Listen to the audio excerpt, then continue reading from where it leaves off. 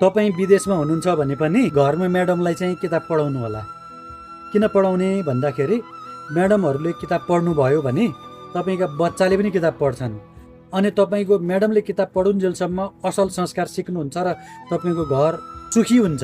मैले तपाईँको म्याडमहरूलाई मन पर्न सक्ने त्यस्ता 10वटा किताब अहिले यो भिडियोमा देखाउँछु, अन्तिमबाट देखाउँछु। यसरी 10औं नम्बरबाट नै तपाईँले पुस्तकहरू हेर्दै जानु होला।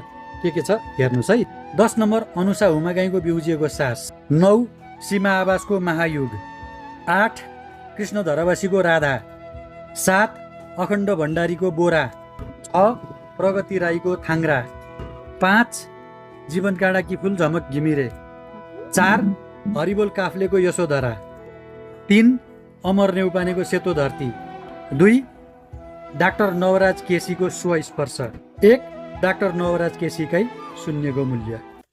यी